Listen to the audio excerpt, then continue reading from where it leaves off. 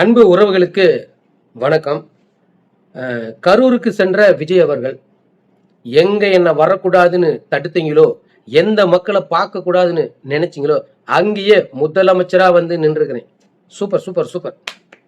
அப்புறம் இன்னொரு சொன்னீங்களே, சட்டமன்றத்துக்குள்ள எதிர்கட்சி தலைவர் வாயை திறங்க சிஎம் அப்படின்னு வந்து காமெடி பண்ணிருக்கிறாங்க. நான் 5 நிமிஷம் தான் பேசினேன். குளத்தூர்ல கொத்து புராட்டா போட்டாங்க. Super super super super.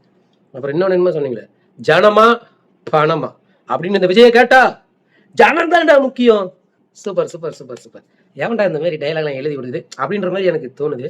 But இருந்தாலும் அந்த கரூர் படம் சூப்பர் சூப்பர் சூப்பர். ஒரே ஒரு சின்ன வருத்தம் தான் எனக்கு, பேக்ரவுண்ட் மியூசிக் இல்லை தளபதி. பேக்ரவுண்ட் மியூசிக்லாம் போட்டிருந்தா பட்டை கலைப்பு, அதை அனிருத்த போட்டுருங்க, மசத்தனமா இருந்திருக்கும். வேணா இதை ரீரிலீஸ் கூட பண்ணுங்க. பேக்ரவுண்ட் மியூசிக்லாம் போட்டு கொஞ்சம் எடிட் பண்ணி ரீரிலீஸ் பண்ணுங்க, சூப்பரா இருந்தது. அப்புறம் எனக்கு ஒரு கேள்வி என்னன்னா, உங்களை பார்க்க வந்த மக்கள் இறந்துட்டாங்க, விட்டுட்டு ஓடிட்டான்றீங்க. விட்டுட்டு ஓடிட்டான்றீங்க, ஓடலையா? அங்கே இருந்தீங்க, நாங்க பார்த்தோமே.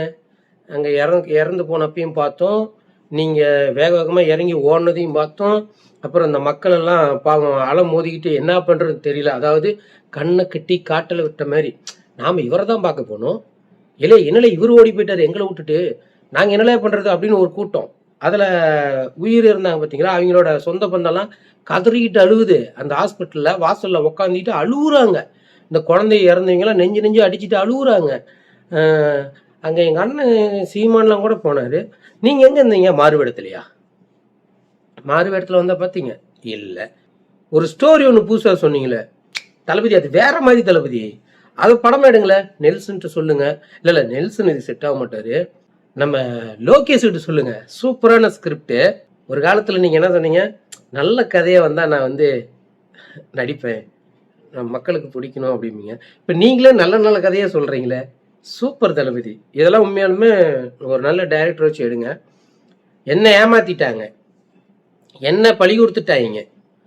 காவல்துறையை பாரு, என்னை வந்து அந்த பைபாஸ் ரோட்லேருந்து உள்ளே கூட்டிகிட்டு வந்து விட்றாங்க இந்த பிரச்சனையில் சிக்க வைக்கிறதுக்கு. எனக்கே தெரியல தெரியல. உங்கள் ஆக வருச்சுன்னா இதுக்கு முன்னாடி என்ன சொன்னார், காவல்துறை அடிச்சே கொண்டுச்சு. ஓகே, இப்படி பறிப்போடு அதுவே. நான் வந்து கரூர் போகிறதுக்கு இந்த கண்டென்ட் நல்லாயிருக்கும், அங்கே போய் மைக்கை பிடிச்சி நான் இதையே பேசுகிறேன், ரெண்டு மேட்சிங் வைக்கல. சூப்பர் சூப்பர் சூப்பர் தளபதி, சூப்பர். இப்போ கரூரில் உங்களை பார்க்க வந்து இறந்தவங்களுக்கு நீங்கள் அரசு வேலை தூக்கி கொடுத்துட்டீங்க. அதை நாம் அதுக்கு எதிர்கருத்து தெரிவித்தா உங்கள் அணிலுங்களாம் என்ன சொல்கிறாங்கன்னா, உங்களுக்கு என்னடா பொறாமை, உங்களுக்கு என்ன வைத்தறிச்சல், எங்கள் தளபதியை பார்க்க வந்து இறந்தவங்களுக்கு எங்கள் தளபதி ஏதாவது செய்யணும் அப்படின்னு சொல்லி அந்த வேலையை கொடுக்குறாரு. உங்களுக்கெல்லாம் கொஞ்சம் கூட மனசாட்சி இல்லையா? எங்களுக்கு மனசாட்சி இல்லையா? மனசாட்சி இருக்கிறதுனால தான் அந்த கேள்வி கேட்குறோம். ஊரா விட்டு நெய்யில ஏன் ஸ்வீட் செய்கிறீங்க? அதே கரூரில் இந்த அரசு வேலைக்காக ஒரு கனவோட படித்து காத்திருக்கிறாங்களே, நம்மளுக்கு அந்த வேலை கிடைச்சிடாதா? ஏன்னா நம்மளை வந்து நம்ம அப்பா அம்மா கஷ்டப்பட்டு கூலி வேலைக்கு போய் அப்புறம் காலேஜுக்கு பணம் கட்ட இல்லாமல் கடன் வாங்கி நகையை விற்று வீட்டு பத்திரத்தை அடமானம் வச்சு நம்ம எப்படியாவது ஒரு வேலைக்கு போயிடுவோம் அப்படின்னு தானே படிக்க வச்சுருப்பாங்க. இவர் என்னடா முதலமைச்சர் வந்தால் மாற்றம் தருவார்னு பார்த்தா நம்மளுக்கு மிகப்பெரிய ஏமாற்றம் தராரு. நடிகனை பார்க்க போய் இறந்தா வேலையா? அப்போ நாங்களாம் அப்படின்ற மாதிரி ஊருக்குள்ளே சொல்கிறாங்க. ஊருக்குள்ளே அந்த டீ கடையில் கூட பயங்கரமாக பேசுகிறாங்க. ஒரு 2-3 பெருசுங்க டீ கடையில் கழுவி ஊற்றுறாங்க இவரை. அப்புறம் இந்த டைலாக் நல்லா இருந்துச்சு தளபதி. இந்த ஒரு ஐப்பில் ஒன்று கொடுத்தீங்களே பயங்கரமாக, ஜனமா பணமா, இந்த விஜயை கேட்டால் ஜனம்தான் முக்கியம். அந்த ஜனம் துடித்து இறந்தப்போ விட்டுட்டு ஓடிட்டீங்க. அப்போ அது உங்கள் ஜனம் இல்லையா? 9 மாதம் உக்காந்துருந்தீங்களே, அப்போ அது உங்கள் ஜனமாக தெரியலையா? சரி, உங்கள் ஜனம் இறந்துருச்சு, அதுக்கு ஒரு கதை விட்டீங்களே, ஒரு கதை சூப்பர் கதை. என் புகைப்படத்தை பார்த்தா அந்த குழந்தை விஜய் மாமான்னு சொல்லும். டிவியில் என்னோட பாட்டு ஏதாவது வந்தால் விஜய் மாமான்னு ஒடியாந்து அதை தொட்டு முத்தம் கொடுக்கும். அந்த குழந்தைலாம் இறந்து போச்சு, என் மனசு எவ்வளோ பதறும் எனக்கு தான் தெரியும் வலி அப்படின்னீங்களே. ஏன் கடைசி படத்துக்கு 250 கோடி வாங்கினீங்களே, அதில் 50 கோடி பிரித்து கொடுத்தா அவங்க வேலைக்கே போக வேண்டாம், பேங்கில் போட்டுக்கிட்டு உக்காந்தி சாப்பிட்லாம். நீங்கள் அவங்க மேலே பாசம் வச்சிருந்தா இதை பண்ணியிருக்கலாம். ஆனால் அதை விட்டுட்டு கரூரில் இருக்கிற விஜயபாஸ்கரை ரிசைன் பண்ண சொல்லிட்டு நேக்கா இப்போ போய் அரசு வேலையை கொடுத்து அவங்ககிட்ட ஒரு அப்படி சென்டிமெண்ட்டாக பேசினா பாவமா அந்த மனுஷன் நம்மளுக்கு நல்லது பண்ணுறாரு அப்படின்னு இடைத்தேர்தலில் ஓட்டு போட்டுருவாரு. எப்படி இடைத்தேர்தலுக்கு பிரச்சாரம் சூப்பர் தளபதி. ஆனால் உலகத்திலே சொல்கிறேன், உங்களை மாதிரி ஒரு ஸ்கிரிப்ட் நான் பார்த்ததே இல்லை. பக்காவாக கதை ரெடி பண்ணுறீங்க. Super super super. எப்படியோ இடைத்தேர்தலுக்கு பிரச்சாரம் பண்ணியாச்சு. இடைத்தேர்தல் வந்தால் நாம் எங்கே போக தேவையில்லை. நம்ம மேலே ஒரு சின்ன கரை, அது கரூரில் நம்ம பார்க்க வந்து இறந்துட்டாங்க. அதனால் திமுக மேலே பழகி போட்டோம். அவங்கக்கிட்ட நான் தான் இதுக்கு மேலே உங்கள் குடும்ப தலைவன் அப்படி நம்ப வைக்கிற வகையில் பணமும் கொடுத்தாச்சு, இப்போ வேலையும் கொடுத்தாச்சு. கிளியர். இதுக்கு மேலே 5 வருஷம் நல்லா ஆட்சி செய்யலாம் அப்படின்னு நினைக்கிறீங்க. Okay okay okay okay. ஆனால் சூப்பர். அந்த கரூரில் நீங்கள் பேசுனதுக்கு கொஞ்சம் பேக்ரவுண்ட் மியூசிக் சேர்த்திருக்கணும். அது ஒன்று தான் எனக்கு குறை. மற்றபடி நீங்கள் சூப்பராக நடிச்சிருக்கிறீங்க. ஒரு விஜய் ரசிகனா சொல்கிறேன், பொய் சொல்லலை. நான் உண்மையான விஜய் ரசிகன், எல்லாத்துக்கும் தெரியும். சூப்பராக இருந்துச்சு. ஆனால் அங்கே எதுக்கு போனீங்க? உங்களை பார்க்க வந்து இறந்தவங்களுக்கு அரசு வேலை கொடுக்க போகிறேன்.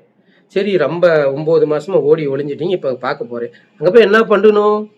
அந்த மக்களுக்கு ஆறுதலாக 4 வார்த்தை பேசணும்.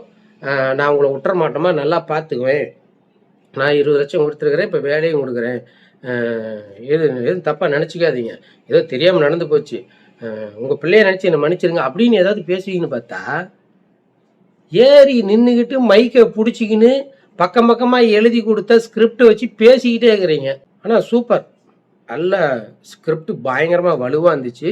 இந்த மக்களை எப்படி ஏமாற்ற முடியும் அப்படிங்கிறத நுணுக்கமாக கற்று வச்சுருக்கிறீங்க. நீங்கள் உண்மையாலுமே நீங்கள் நல்ல ஒரு அரசியல்வாதியாக மாறிட்டீங்க. அரசியல்வாதியாக, மக்கள் தலைவராக மாறல, அரசியல்வாதியாக மாறிட்டீங்க.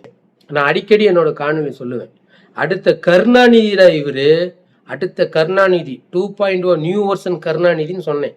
யாருன்னு என் பேச்செல்லாம் கேட்குறாங்க. இப்போ தெரியும், இன்னும் 5 வருஷம் தெரியும் நீங்கள் எப்படியாப்பட்ட கருணாநிதின்னு. ஸ்டாலினை தோக்கணும். கலைஞரோட தந்திர அரசியலெல்லாம் உங்கள் கையில் இருக்குது. பரவாயில்ல, மக்களை எப்படி ஏமாற்ற முடியும்னு அழகாக ஸ்கிரிப்ட் பண்ணிட்டீங்க. அப்புறம் இதில் என்ன ஒரு விஷயம்னு பார்த்தீங்கன்னா, எப்பா இவருக்கு இந்த லைவ் போடுறதுக்கு இந்த சேனல்லாம் வருஷம் கட்டிட்டு நேற்று நைட்லேருந்து ஆரம்பிச்சிட்டாங்க. அவன் ஒரு விளம்பரம் போட்டுட்டு இருக்கிறாங்க. அதுலேயும் தந்தி டிவிக்காரனா அடிச்சுக்கவே முடியாது. இந்த பாகுபலியில் ஒரு செட்டப் இருக்குமே, அந்த சிலையெல்லாம் இழுத்து நிறுத்துறது, அது வந்து விஜய் அந்த அளவுக்கு வைப்பு கொடுக்குறாங்க. பாவீங்களா? சரி, இதெல்லாம் ஒரு பக்கம் இருக்குது. விஜய் அவர்கள் இந்த சேலத்தில் சுயஸ் நிறுவனத்துக்கு ஒரு 1000 கோடிக்கு டெண்டர் ஒன்று ஒதுக்கி இருக்கிறாரு. குடிநீர் வந்து தனியார் மையம் ஆக்கிட்டாரு.